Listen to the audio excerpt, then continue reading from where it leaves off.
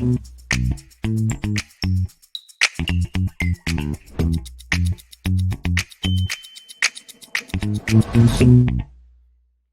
everybody, welcome back to HPC Tech Shorts, the engineering water cooler here in AWS. A couple of days ago, we did part one of our talk with Olly Perks about the development environment inside an HPC cluster when you're working with AWS Graviton. We're really talking about the broader ecosystem of software from the HPC community that works to make sure that ARM developers have got everything that they need, and that it's really a symmetrical environment too. So we said we would come back and finish off the discussion. So today we're going to pick up the discussion with math libraries and then go to compile, so profilers and debuggers, CI/CD pipeline, SPAC, easy build, and a bunch of other topics associated with it. This is a tour of a lot of bits of software. So hopefully this is just going to make it easier for you to disambiguate all of the stuff that you hear out there, so you can understand how easy it is to get moving straight away.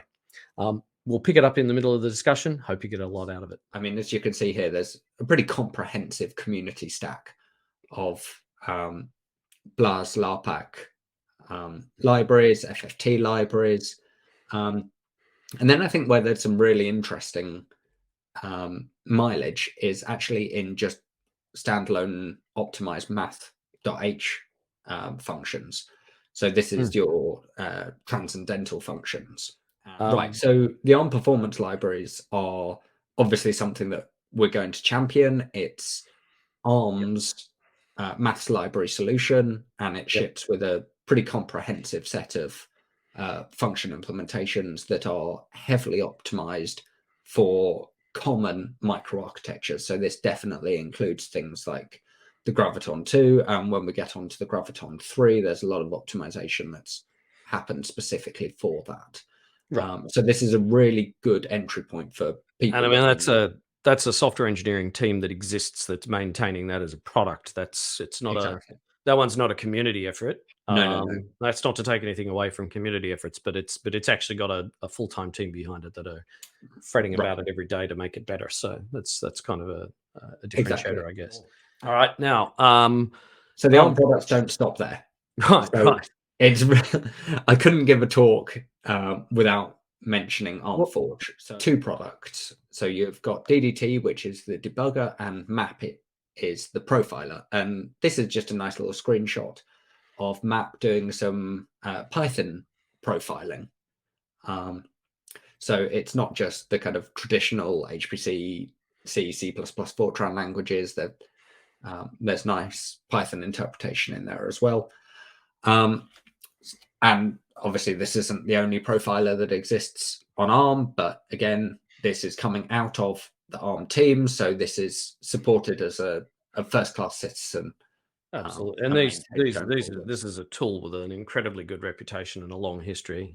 Right, exactly. This is dating back to the old days when it was part of Alinea, and you had, I don't know, more hair and fewer wrinkles or something, I think. All right, so ARM Forge, totally good. We're in a good... Yeah, so you've got your applications ported, you've got your libraries linked in there, and now you want to make sure everything's working going forward. So I can't understate the importance of CI/CD for both libraries and HPC codes. And again, this is a common question of, oh, well, I'd love to support ARM, but I don't have access. Well, in this day and age, that's just a barefaced lie. All of the major CI/CD systems work with ARM backends, and more specifically work with AWS Graviton backends. So it's really, really easy to get your code testing on ARM, getting regression tests built into your setup to make sure that this stuff works on ARM. Exactly. All right. So and CI/CD is what we're talking about earlier. I mean, CI/CD is what's making it, well, it's what's making it easy to automate the build process. You can very quickly get an alarm if you've done anything in your code that's screwed up a build or screwed up performance, because you can run some performance and validation testing on the other end of these pipelines. But also, I mean, similar to what we started to do with the hackathon last year, using CI/CD as a sort of as a tool to go exploring an entire space. Like, say, for example, exploring all of SPAC's packages to see what we'll build. Right. So let's just talk about that. So the more adoption that we've had for CI/CD with ARM backends, the more confidence that we have that community packages, libraries, applications as a whole have been ported to ARM, work on ARM, and that you can just install them and you're not kind of starting from first principles every time you want to pick up an application. That's You exactly can right. rely on the community And to honestly, that's where provide that. you and I first spent a lot of time working together was in the hackathon last summer Yeah, just with making sure this stuff SPAC works. and Easy Build and all of the rest of these teams. SPAC, Reframe. I mean, those guys just that gave Have a ton of effort into put a ton of making effort in. And I think, as a community, and this is kind of key to all of this, is that, the Graviton is not the only ARM processor out there in the HPC community, right? There's a bunch of others, yeah. and, from a bunch of other vendors. So the work that we did last summer really moved the needle forward for kind of that entire community. And I the SPAC, I've honestly got to believe say, the SPAC team have gone a little step further, and we'll have something more to talk about in a few weeks' time at ISC, because there's some really interesting stuff that they've done that we'll be announcing at the ISC SPAC BOF together. So they've done a bunch of really great work.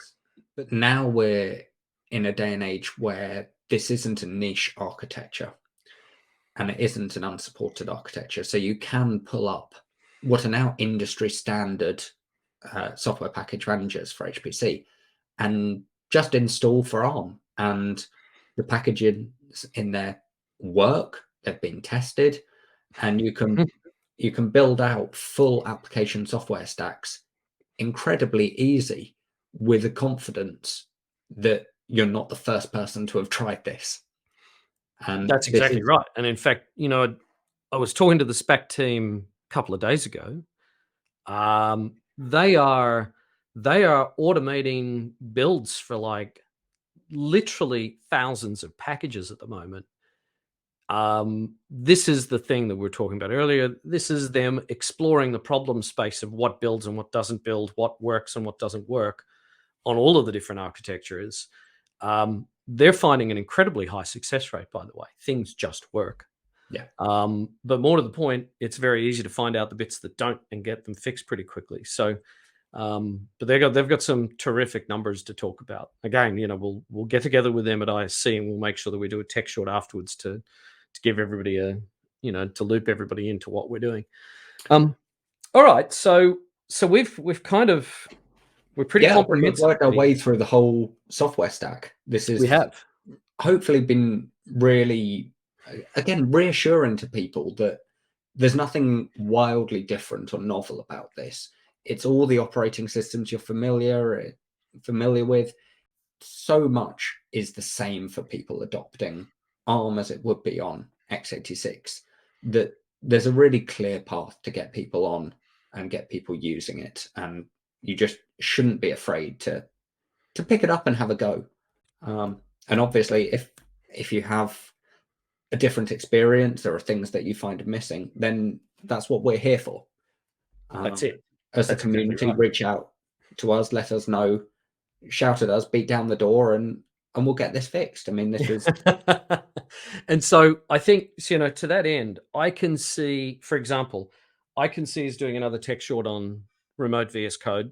That seems like just, let's show people how to do that. Really easy to do. I can see us doing another tech short to go deep dive into a whole lot of compiler stuff. Right. And we're going to have to get, Will from ARM, and we're going to have to get Jeff from NVIDIA and a bunch of other folks probably to come and talk to us about compilers. I can see that happening. Math libraries, same. I'd love to get an ARM Forge and a DDT deep dive happening. There are so many easy entry points to get people using these tools. Well, there's another aspect to this. One of the reasons why when we look around the world, we see all of the customers in the world adopting cloud. One of the most obvious places they adopt cloud first is in a dev test environment, because dev test it's an easy thing to lift into the cloud first, spin up stuff. CI/CD pipelines grow, as needed. They don't have to be scheduled to run at a particular time at night. They can just run whenever they need to run. So it's a very much using that on demand thing. If you look at an HPC development environment, who has a cluster laying around for just testing their code? No one has that. So being able to do kind of dev test in the cloud makes a whole lot of sense. This is an environment that the cloud is just built for. So right. And in one of our next tech shorts, we're going to dive into SVE in a bit more detail. And because that's quite new for a lot of people, one of the things that I really want to talk to is the debugging side of things. So discussing where support is and how people can actually use that support for things like assembly debugging in GDB to make sure that they can really understand what's working, what isn't working. That's as much as we can fit into these two tech shorts that we've just done on this topic. So what we should do is we should wrap up for today. We're definitely coming back to do more tech shorts on these topics, and expect a whole series of these things coming soon. Yep. A lot of the content we're going to produce is going to be aimed at people who are just not familiar with cloud, not familiar with some of these topics. You'll learn a lot about compilers by listening to Jeff and Will and Ollie and a bunch of others talk about these things. You'll learn a lot about debugging and profiling from talking to folks too. So let's come back and do that. Until then, if anybody out there's got some ideas for future tech shorts, please come and find us on Twitter. Our DMs are open. We'd love to hear from you.